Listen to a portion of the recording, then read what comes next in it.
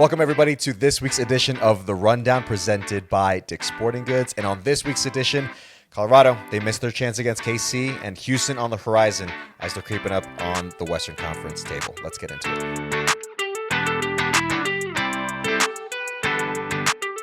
Welcome, everybody, to another edition of the Colorado Rapids podcast, and this week's edition of The Rundown presented by Dick's Sporting Goods. I am your host, Mike Ravolo, alongside my good friend and resident Rapids legend, Drew Moore. Drewby, it's Tuesday because we had Labor Day this past weekend, so were you able to enjoy this extended weekend? I sure was. Yes. A lot of family time. The weather was really nice. My boys are into rollerblading right now. Oh. Bringing back blade life. I just think about the scraped knees that you're going to have to tend to, though. There's some scraped knees. But that's part of it. They started off in the full pads, the knee Yep. pads, the elbow pads, the wrist guards. They started to lose those as they got decent at blading, and so, we're getting some scrapes and some scratches, which, all little kids eventually. That's part of it. Yeah, it is. That's it is part of it. But yeah, it was a nice weekend with the family. What about yours? Did you enjoy the holiday? Chilling, man. Yeah. That's basically all I did. Yeah. We're in that part of the year now where it's like, it's busy. It's just go, like full.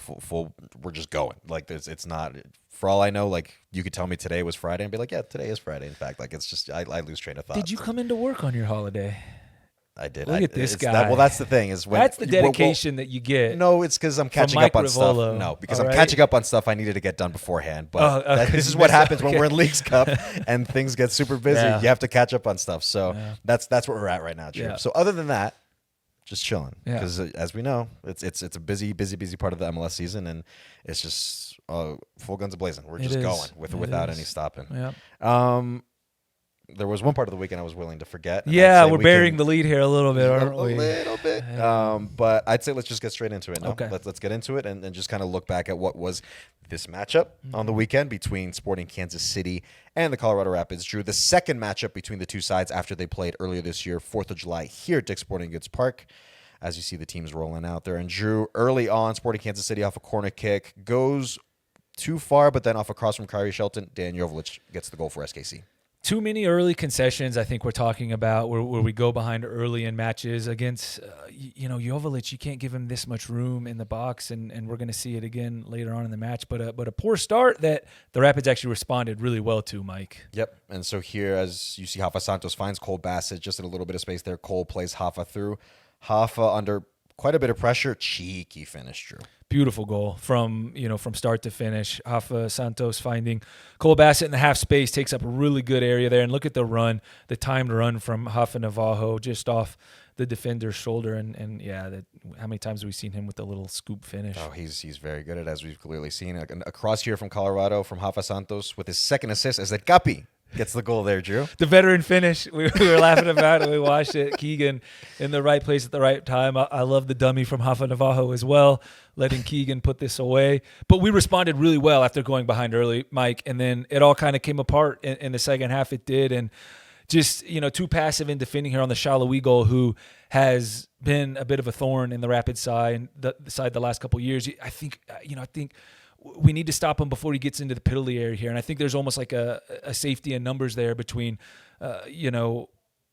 Holding and Ted and just we don't stop him. We're not aggressive enough. And then after conceding, the tying goal, you can't get this stretched apart and allow Mason Toy a head of steam. And then Joveljic gets on the end of another set piece, and it just all kind of unraveled after about minute 70. And we'll get into it, but three bad goals to give up from a leading position when you kind of need to win this game if you want to put yourself in a good spot here with 5 games remaining. Yeah, as we mentioned before, Drew, we're in a tough stretch here, not just off the 2 losses, but it's just the fact that it's a very busy stretch towards the end of the MLS season. And again, everyone is trying to figure out what their playoff destiny is. Where are they going to seed? Do they even make playoffs to begin with? So we'll get into that in just a little bit, but just looking through the match stats real quickly between Sporting Kansas City and Colorado Rapids, Drew. So it was 20 shots for SKC on the night, 16 for Colorado, 11 shots on goal for SKC versus 8 for the Rapids, 8 corners for SKC, 4 for the Rapids, and then possession 53.8% for Sporting Kansas City versus 46.2%. for the Rapids. So, Drew, honestly, I'll just get straight into it. I'll just get your thoughts on what you made of this matchup between Sporting Kansas City and the Colorado Rapids on Saturday night. I just felt like it was a tale of two halves. And I don't want to just gloss over the early goal that we conceded because, early goals that, you can't get punched in the mouth early. You got to go do the punching early in matches as much as you possibly can. However, we responded extremely well to it. And for the next 40 minutes, were really, really good. Created a lot of chances, forced, Kansas City players into some uncomfortable positions, hit the woodwork, forced some really good saves from Pulskamp, scored a couple goals, had a couple that we should have scored, had a PK saved. And then the second half comes, and I don't know if it was just we came out timid. I don't think, we were set up to, just concede and defend a bunch and take our foot off the gas, but it just looked like we lacked the urgency that we had in the first half, and I think if you start the second half the way you finish the first half, on the front foot, right, playing with urgency, every time you go forward, look dangerous, look like you're going to score a goal, and defend with a little bit more aggression as well, I think you put yourself in a better spot, when the 90 minutes is up. But it felt like we just took our foot off the gas a little bit there in the second half. And it doesn't matter who you're playing this time of year. If you take your foot off the gas, everybody, again, like this team, Kansas City, are desperate to stay in the playoff race. LA last weekend were desperate to stay in the playoff race, and I felt like we were very different in the second half than we were in the first half in terms of our energy and our aggression, and it haunted us. When the 90 minutes was up. Yeah, it just the disappointing part was definitely just that 10-minute stretch in the second half where it just kind of collapsed very quickly. Mm-hmm. So I think just the guys not being fully tuned in, and just some of those moments that we saw in those goals that they conceded. It was, that's a pretty.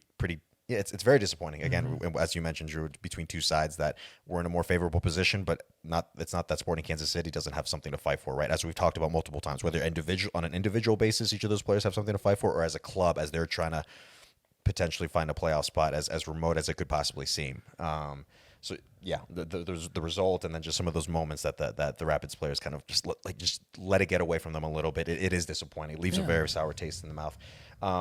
You'd mentioned, so we obviously didn't have this in the highlights because if not, we would have bored our viewers on YouTube with just a very long highlight reel. But there was plenty of chances, as you mentioned earlier, Drew, that the Rapids had, right? Between John Pulskamp just kind of like stepping up in really big moments. I think he's a good keeper in this league, and he showed it on the night against the Rapids. Paxton had that one close chance, and it was Ian James, if I recall, the very young, the 17-year-old center back, just having his leg in the right spot at the right time. What a run that was for Paxton as well. Phenomenal run. So there were missed chances in the first half, be it goalkeeper, John Pulskamp stepping up to make those saves, or just moments like that where they're just, it's right place, right time. That the Rapids a little bit unfortunate to some extent, right? But also, kind of creating their own downfall in a sense, as we saw in the could have been 3-4-5-1. Yeah, by halftime. Yeah, it really could have been. Yeah. So it just leaves a sour taste in the mouth, and knowing what this group is fully capable of, but seeing how this all played out at the end of the night.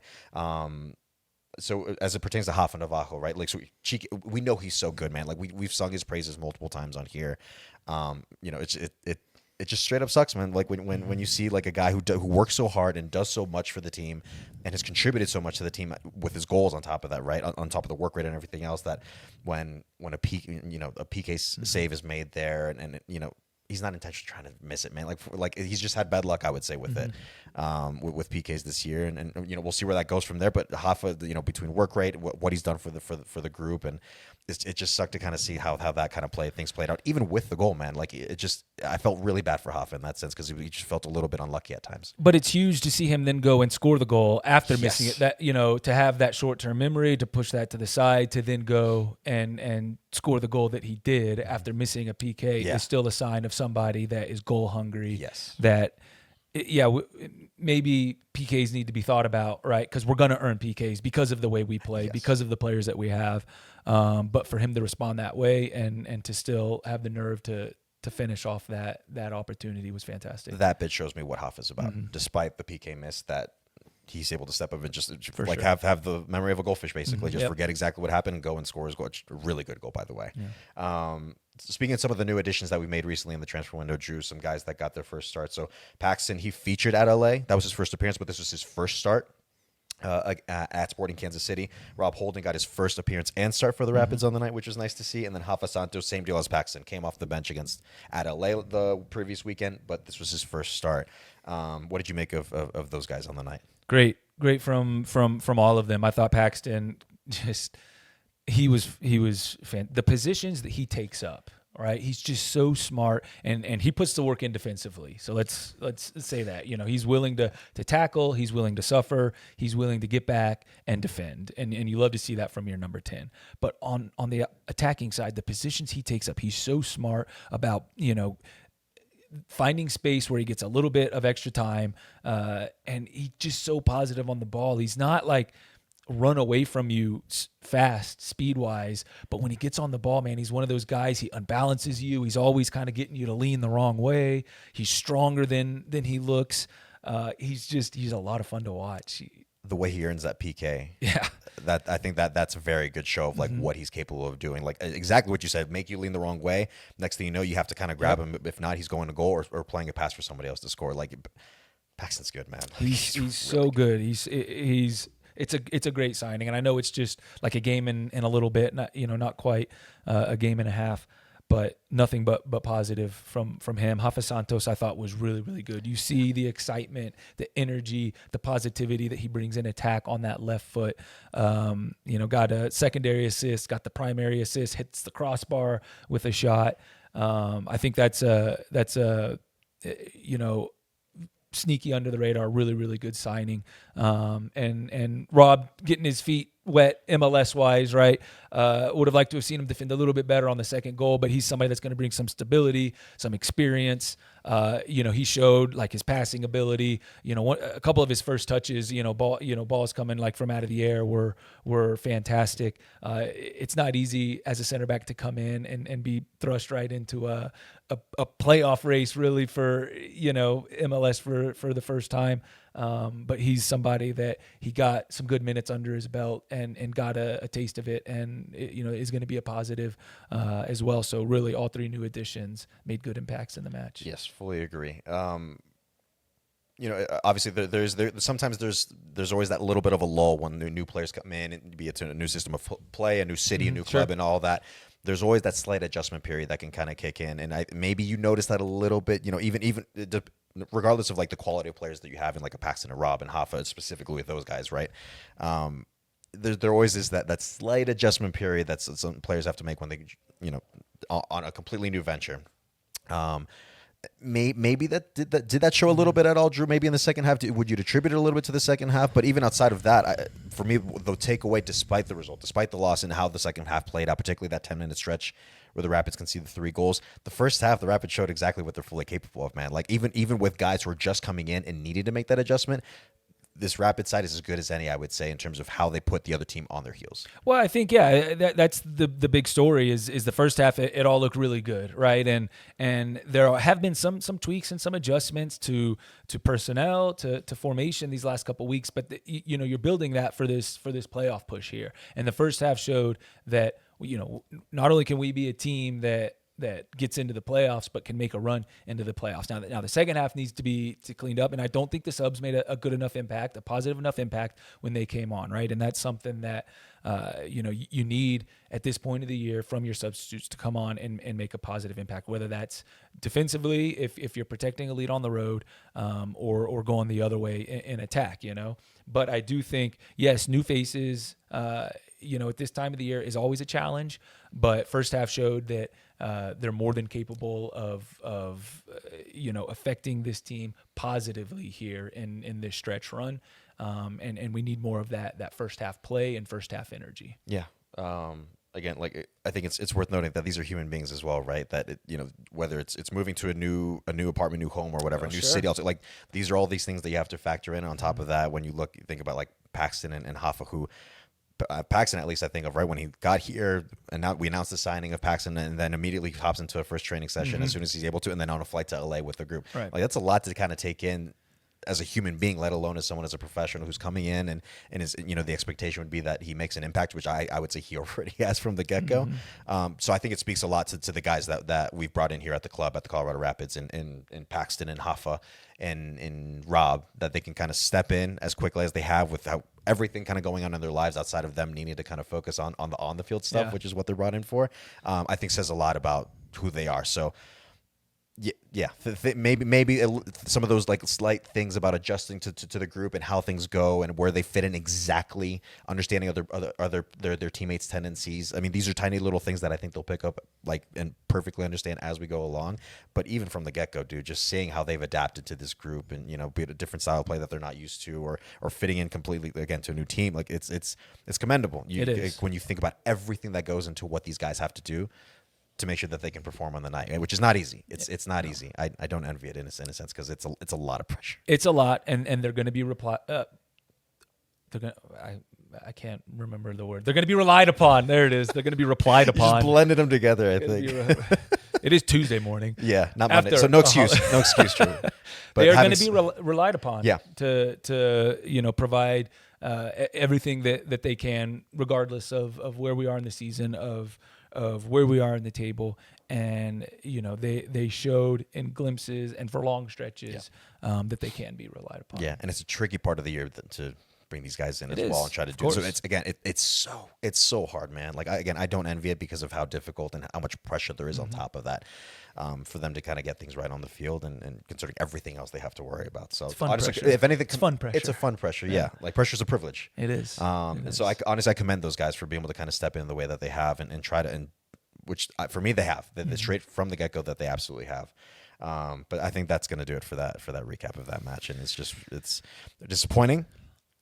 But it's one of those now with this week, with this FIFA window, that the guys have a kind of a moment to kind of reset, step away from it a little bit, and just kind of re-engage once training kicks up again next week, and be ready to go for what is, again, we emphasize it, but it's I don't think it's understating how important it is in terms of getting results in these last few matches of the season. Was it last five matches?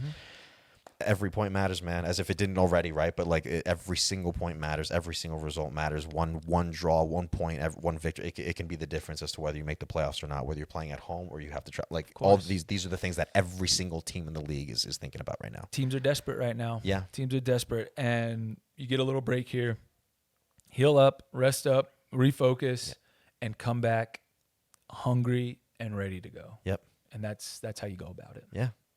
I think that'll do it. Simple. Yeah, it's easy enough. You should coach. You should be a mentor. No. Oh wait, you actually do it. You actually do that around here in these parts. Stop it. All right, Drewby, let's go into around MLS. Let's do it. We're watching MLS. We're watching other games a lot closer this time of year than we're used to. Right? Yeah, it's one of those you're keeping very close eye on a lot of other teams, especially the ones that kind of flirt around the playoff line or around you on the table. So, for context, as it pertains to the Rapids in terms of the playoff race, they're in 8th place right now, Drew. So that puts them right around the playoff line. They're flirting with it right now. Kind of have been for past few months, I would say. So still in the playoffs as of now with 8th place, but that's where the Rapids will need to get the results to at least hold that position right there to ensure once you get into the playoffs, anything can happen, man. Yep.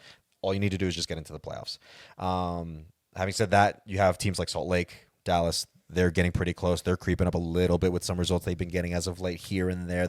They're a little inconsistent, but they have been nabbing a result here or there to find themselves in a better spot. But in terms of matches we wanted to look through, there's a few here. So we'll start off with Austin and San Jose. So it was a 3-1 win for Austin at home in Q2 Stadium, Drew. Goals from Usman Bukhari and Mirto Usuni. So that it looks like it helped the Rapids actually in a sense. Or excuse me. I misread that. It's hard right now. Yeah, I can't read. It's very tight. It's very tight. So that put them ahead of the Rapids and them in 7th place, Drew. So that match, did you notice anything from that match? I didn't really see much of the match, to be fair, but Houston are a team that are trending in the right direction right now. Austin. Austin. Yeah, man, we're all talk about Houston in a minute. You would think it was Monday, dude. We are all over the place this morning. Anyways, Austin. Yeah, Austin is trending in the right place, Drew. They are, and to be fair, but had San Jose won, they I believe would have jumped us and so this is the time of year you really have to take care of your business. And we're all gonna scoreboard watch and look at what the other results are because everybody's kind of beating each other right now, and it's all so tight right here and right where the Rapids are. And if you don't take care of your business, then somebody like Austin is going to jump ahead of you. Had they not, and San Jose had taken care of their business, they would have jumped up ahead of you. And, and so it really is you can watch the scoreboard all you want, but you need to take care of your business as well. But, Austin are one of those teams, like, they have the players, they have the capability of going on a run. And we don't face them again, do we? No, it's 2 matches already. Yeah. And so we can't control anything about what they do, but they're right there, and we need to take care of our business if we want to, finish in front of them. As a neutral, it must be fun to watch these teams just kind of throwing punches at each other and figuring out. As someone who's invested in at least one of these clubs, it's stressful. Yeah, it is. It's so stressful. Next match, Drew. It's LAFC versus San Diego. San Diego, man, like, they go to BMO Stadium at LAFC, beat them 2-1. That puts them 5 points clear of second place Minnesota. So they're obviously a team that's been in the Supporters Shield race. I would almost say certainly that they're going to win the West. But as a team, as an expansion team, typically you don't see this from an expansion team, quite frankly. Like, typically it's the first year, maybe even second year struggle. They look like they might win the Supporters Shield potentially in their first year as a club. Well, it's interesting because St. Louis, just a couple years ago finished.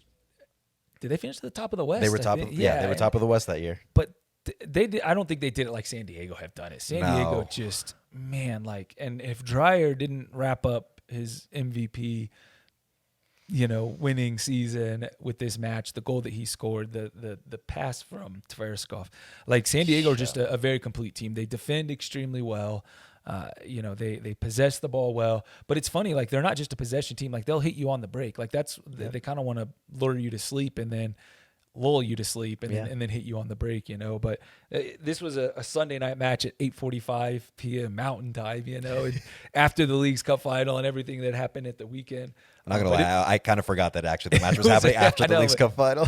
It was a really good match against two, really, really good sides. But San Diego, to me, it was just them establishing themselves as the top team in the West right now. Yeah, LAFC still an opponent awaiting the Rapids on decision day here at Dick's Sporting Goods Park. So definitely that's going to match up what we have to look out for towards literally the very end of the season. Yeah. And then, as we mentioned before, Leagues Cup final, Drew, a thrashing from Seattle. 3-0 win for Seattle over Inter Miami. That's another trophy in the trophy case for the Seattle Sounders. Osaze de Rosario scored the opener, and then you had Alex Roldan PK, and then Paul Rothrock, man, who's the menace on the wing, man. Like, they got it going on, and that's yet another trophy in the trophy case for Seattle Sounders, man. Yeah, I don't want to talk too much about a team that, is kind of, a team that we see a lot, and a team that, I saw a lot in my career. But, man, you have to give the Seattle Sounders credit for what they continue to build and have continued to do. And I know about the shenanigans after the game. I'm sure that's what everybody wants to talk about. Just, Miami, they just don't endear themselves to too many, and I get it. There's some pretty special players in that squad, but the shenanigans after the final whistle were not fun to watch and not cool. But I don't want it to take away from what was a dominant performance from Seattle, who controlled that match. Even if Miami had some good stats and some good possession and stuff, Seattle just continuing to have good young players come through that system and score big goals and get big minutes and win trophies. And that's another feather in their cap. Yeah. Miami could have used a little more bite in their game, you could say. Oh, wow. Or because they weren't spending any good game at all. Like, it was. Oh, man. I'm going to see myself Are we going to continue this episode? Because that was it right there. No, that was awful. Yeah. All right, I just had to get that one in. 2 of those in. All right, anyways, moving on. We're going to move on from that, Drew. That was around MLS for You didn't even prepare me for that one. No, off the cuff. That was amazing. And I got a proper boo from production in the background, so it's no, fine. They're crying back there. Okay, so let's move on, Drew. That was around MLS for this week. Now, back to the Rapids, some PIDS talk. We're looking ahead to the matchup between the Colorado Rapids versus the Houston Dynamo. As we mentioned, we are in a FIFA window, so everybody, get over it, Drew. It wasn't that great. I just wanted to get it in. It wasn't even that great. It was kind of cheap. Suarez is going to haunt your nightmares tonight. If I come in with a bite mark one day, you guys will know where it came from. Anyways, so looking ahead, the Rapids, they have the Houston Dynamo. Yep. as their next matchup. But again, this is a FIFA window, so it is not this Saturday. It is going to be next Saturday. So that is Saturday, September 13th, that Houston Dynamo will make their way here to Dick's Sporting Goods Park against the Colorado Rapids. Make sure you get your tickets today. Don't wait till the last minute, please, because that's never a good thing. Don't procrastinate. Don't be like Mike in that sense. Don't procrastinate. Don't procrastinate. And then of note, that would be a home debut for Paxson. Again, we don't get lineups or anything from the coaching staff or anything, so that's very presumptuous, very, very early to predict. But you would predict that Paxson, being a key feature for this Rapid side, that he could go from the start, if not off the bench, if it came to that, and make his home debut for the Colorado Rapids here at Dick's Sporting Goods Park. So that'd be your first opportunity, everybody, to see Paxton Arison in person, which I would highly advise doing because he's very fun to watch. Looking at the Houston Dynamo, Drew, they've one win in their last 7. Yeah. And this last one came against St. Louis City, who they played on the weekend. And looking specifically at their last 3 matches, 1-1 draw at Vancouver, which is not bad, against a very good Vancouver side. 2-1 loss versus San Jose at home. And then, as we mentioned, they just went to St. Louis this past weekend, got a 3-2 win with goals from Ezequiel Ponce and Dwayne Holmes. And then of note, with the Houston Dynamo, Drew, that they, despite the FIFA window, this is an optional window if memory serves. So there's some matches that can be made up on this weekend. Houston hosting LA will be one of those matches on the weekend. They'll be without Jack McGlynn because he got called up to the national team under Mauricio Pochettino for the U.S. men's national team. In terms of transfers, Drew, with Houston, they did sign. I fully apologize. Yeah, I need to give this a proper go, but I fully apologize for if I do butcher this. So they signed defensive midfielder from Mali, Diadie Samaseku. Again, I fully apologize if I did butcher that. He was signed in August 23rd. He's yet to play, so they might be doing some kind of things in the background to make sure that he's good and ready to go before he can formally play for the Dynamo. We'll see if he makes it for the match here at Dick's Sporting Goods Park. Last time that these two sides faced off, Drew, was in Houston back in April, which feels like ages ago. That was a 2-2 draw, and that was Anders Linger, who very, very, very late with his first appearance off the bench for the Dynamo, got that equalizer and made it a 2-2 draw between the two sides. So this is a Houston side that I think sits below the Rapids at the moment, Drew, but another one of those teams that if they find a result here or there, slowly start to climb the table and can be in playoffs at the end of the season. But they've had their struggles throughout the year. What have you made of this Houston Dynamo side in 2025, Drew? And they do play right against LA, and so they could be even closer depending on the result there. A hard team to kind of pin down are Houston. They've kind of been a form team where they didn't start the season great, and then they went on a decent run of form, and now they've hit a little bit of another rough patch, albeit they did win in St. Louis this last weekend. And I feel like that's Houston. They can kind of be hit or miss, and they with Ben Olsen, Benny Ball, they want to play, but they've got a lot of fight, and they've got, they're always in games. It seems like they're always right there. They don't lose, but typically 1-goal games. I feel like they'll score late, they'll concede late, but they're always there. And if you let them hang around, if you let them sit around like we did back in April, even at their place where we didn't put them away, and we, let them kind of hang around deep into injury time, they scored to tie it up, and next thing you know, it feels like a bad result even on the road, and so Houston are just a team that will fight. They will play with energy. They want to get the ball wide and get crosses into the box. I still feel like that's their main identity. They'll score goals on set pieces, but then they'll also concede goals on set pieces. And so for me, they're a very dangerous team right now because they do have the players, they do have the energy, they do have kind of some of the experience that you need to go on a little bit of a run, and the Rapids are going to have to be ready for that. Yeah. I've mentioned this before, Drew. I kind of don't care where teams sit on the table. You could be first, you could be very last in the conference. For me, some teams can present any sort of danger in some way, shape, or form. And you just listed a few guys in terms of Ezequiel Ponce up top. We mentioned Jack McGlynn. He won't be available, at least for this match for the Galaxy this weekend and during this FIFA window, but you'd expect that he'd be available for the match here at Dick's Sporting Goods Park, and that's someone who a lot of the play runs through him in terms of how they possess the ball, which they do well. Even without Hector Herrera, he was the kind of the main guy, but even without him, they possess the ball really well. So yeah, for me again, I'll emphasize the fact that despite Houston being below us, they're finding a little bit of form. Even though again the running theme with them has been inconsistency throughout the year.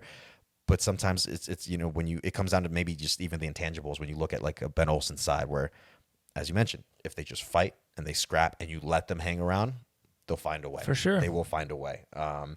So pertaining to some specifics that we want to look at here for this matchup, Drew. So I'll get us started off with players to watch. So in terms of opponent player to watch, someone I'm going to keep an eye out on the Houston Dynamo is Ezequiel Ponce. So he's the number 9 that's going to sit there and poach and connect the play a little bit in terms of helping the possession style of play that Houston likes to play. But he will more often than not be a reference point for Houston to be that option in the box so that they can find those crosses in, particularly from a Griffin Dorsey, who they always find, particularly him on the right-hand side, but they'll go out wide either way and find those opportunities to put a cross in or second balls and scrap for those second balls.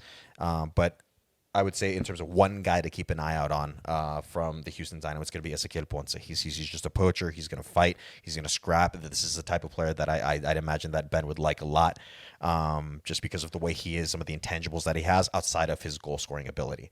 So Ezequiel Ponce is going to be a guy that the Rapids have to keep a very keen eye on him because at a moment's notice, he can't sneak a goal in. And it seems like he's found a little bit of form, right? He scored in St. Louis. He forced the own goal for the second goal as well, trying to get on the end of a Dorsey cross.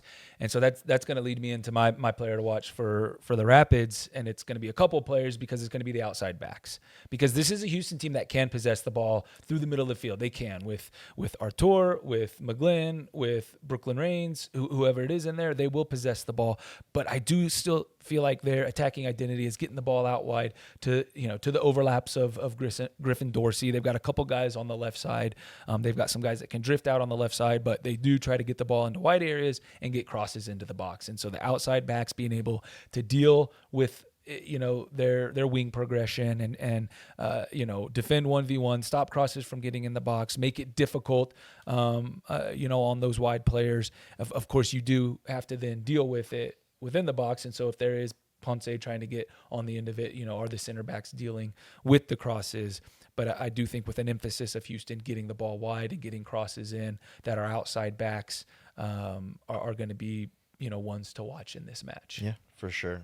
As we mentioned, Houston just loves the possession style base of play that they have is despite being lower in the table, it still presented problems. Like even in the match that we saw between the Rapids when they were at Houston the last time around, you could see some spells where they were possessing the ball and really shifting the Rapids a little bit, trying to do that to find some of those opportunities to go out wide, particularly Griffin Dorsey, as we know, because he just provides so much verticality on that right-hand side. So game-tying goal comes off a cross as well that Linger gets on the end of. Yeah, man. So it's one thing to know what they're going to do. It's another thing to stop it, right? So that'll be the challenge for the Rapids. What's going to be a key to the match for you, Drew? You kind of mentioned it there, I think, a little bit, but maybe there's something else that you had in mind as well. Yeah, I just think, and again, this is a little bit more of an intangible one. It's you have to play with urgency. You have to play as if you are behind, because we saw the Sporting Kansas City game, a tale of two halves. The first half, we were behind early from the fourth minute, and we played with so much urgency and attack, and we looked like we were going to score almost every single time we went forward. Hit the crossbar, have Paxton Aronson's great run and shot blocked essentially off the line by a defender. Have a penalty kick saved. Have a couple crosses from set pieces that Pulskamp has to make great saves from. Play with that kind of energy for the entire match and do it from minute one, and it's so hard to train yourself to act as if you're losing. It's not like that's just a kind of a reference, right? But just play with urgency on both sides of the ball. Play with aggression defensively. Go and force coincidences. Go and play with personality defensively. Like, don't just concede. Don't just feel safe in numbers. But go and try to win the ball and try to win the ball high up the field. And if you can't win it high up the field, then win it deeper in the field, and then go and attack with urgency for the entire match, or at least, long stretches, as long as you possibly can, no matter what the score is. This is the time of year where don't play nervous, don't play timid, don't play scared. Go play with the personality that you have. And I think if you do that against a Houston side who are right around where you are in the table here at home, then I think you give yourself a very good opportunity. So go and play with that urgency that that we know you're capable of, Mike. Yeah, for sure. We've time and time again, we've seen it from the Rapids. As we know they have it between the quality and the intangibles that we talk about, right? Because best believe that Houston's going to bring it physically. Yeah. Like they're going to bring it. They're going to fight. They best believe that they're going to fight and be physical, knowing how Ben Olsen likes to have his teams, the type of player, the player profile that he looks for in terms of guys who are going to fight. Even if they're not playing well on the night. Goodness me, say that 30 times faster.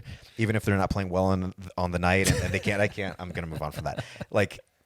Ben Olsen, just say like, good. Yeah, they're just good on the night. If they're not playing good on the night, like best believe they're going to fight for sure. And it makes me think to what Chris Little always says is like earn the right to play, right? So before you think about tactics, before you think about anything else, like earn the right to play, win those second balls from the get go, but be the first to an aerial ball, be your defender, whoever you're up against, like just earn the right to play, get yourself into the game, cement into the game, so that from there you can figure out tactics and anything else that you need to kind of figure out on the fly a little bit as the game progresses.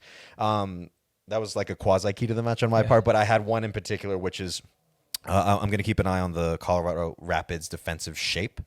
Reason being, so we talked about how Houston loves to possess the ball. They love to shift the team side to side and kind of lull them to sleep a little bit with their possession. And once they find their opportunities, go on the wings, as we mentioned before, as Griffin Dorsey, whoever they'll have as their outside left back, find crosses and earn opportunities from there. And if not, win second balls and find other opportunities to go to goal from there. So in terms of limiting, it's playing off what you said a little bit, Drew, in terms of just kind of like having that urgency, particularly with the outside backs in terms of players to watch. It'll be incumbent on them, but I think just the whole Rapid side in terms of how defensively they're gonna set up, how they're gonna move, but also need to be aware of any players making, Houston players making movements or runs into kind of half spaces or in between lines. To limit any sort of opportunity Houston can get. So the Rapids will need to be very, very mindful, very attentive in what their defensive shape looks like throughout the match, because Houston's going to look for diagonals, as we said, just shift the ball around and try to lull them to sleep and find moments where there's like just a little crack in the defensive shape for the Rapids. So I think that's going to be very, very key. And with that, and if you're able to kind of win the ball maybe further back in this instance, right, when Houston's going to try to hold on to the ball more often than not, hopefully Houston maybe presses numbers little by little, and then you find yourself into more space to be able to run into if you're the Rapids and can run into with a Hoff Navajo, Calvin Harris, Paxton, whoever is on the pitch, right? So kind of one thing leading to another there, but the big thing is going to be defensive shape on the Rapids side, is just making sure that you're not caught kind of lulled to sleep with Houston's possession, and obviously kind of playing off what you said with your player to watch for the Rapids. Outside backs, I think, are going to have to be the most vigilant to prevent and limit those opportunities for Houston to put crosses in. So defensive shape overall is going to be super key. I like it. And I think, and what you and I have kind of said, and it reminds me, and it's just kind of dawning on me that it needs to be mentioned. I think Chris Armas mentioned it after the Sporting Kansas City match in his post-match presser, that little details are really starting to matter this time of year. They really are. They become magnified so much more, and so your defensive shape, your quality in attack, not being wasteful with opportunities, just those little details are huge right now, and I think if we get those little details right and really focus in and taking it moment by moment, minute by minute, don't let the occasion, the atmosphere become too big for you. No, just like, compartmentalize it, like bring it down to the, just the simple, let's win this moment, let's win this minute.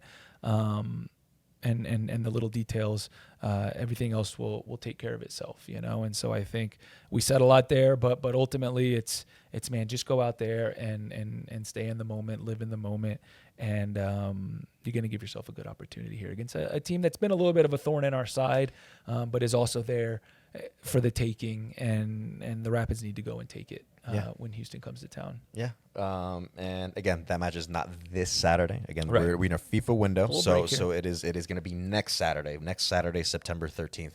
The Rapids will be hosting Houston Dynamo here. It'll be nice to be back here at Dick's Sporting Goods Park. It's going to be very, very nice. So just make sure you get your tickets today. Like I said, don't procrastinate. Never a good idea. Nope. I'm speaking out of experience. So I think that'll do it, dude. That's it, right? And then we're back to our normal programming on Mondays next week, since we had this Labor Day this week. But other than that, I think that's about it. I know my dad's coming to town next week. Which will be fun to just have him here. Well, that's a good sign, because when a Revolo parent is in the building, good things happen. I would like to think so. Your mom has brought some good results. Yeah. So make sure she gives to your dad, whatever that is, because we could, we'll use everything we can right now. Hey man, yeah, we're in a pretty critical part of the year, so every point, every result matters, man. So my dad will be here, which will be nice, and he'll go to the game, or I expect him to. I'm getting you a ticket, Dad. You better go to the game. Yeah, you better. But other than that, yeah, make sure you all get your tickets as well. But I think that's gonna do it for us for this episode of the. No pod next week. Remember? No game to talk about. Dude, it's been a long year. Rich was sweating back there trying to get that to us before. I heard him talking back there, typing, like just hammering on that keyboard. Oh man, that's what that was. You couldn't do the font bigger, Rich? So no pod next week. No pod next week. Did I say that very clearly? No pod next week. I've got really good vision. Don't worry, I could see it. All right, I think that's gonna do it for us this time around, Drew. No pod next week, like we just mentioned. So hopefully 3 points on the horizon for the Rapids here at home. It'll be nice to be home after a couple of games on the road at Galaxy and Sporting Kansas City, not getting the results that we wanted, but hopefully change our fortunes here back home. That'll do it. That'll do it. Enjoy the break from us next week. Yes, because I know you guys could use it from us quite a bit. So my thanks to the production crew between Rich and Miles, and then of course my friend and resident Rapids legend Drew Moore. I've been your host, Michael Volo. We'll see you guys whenever we see you. Have a good week, everybody.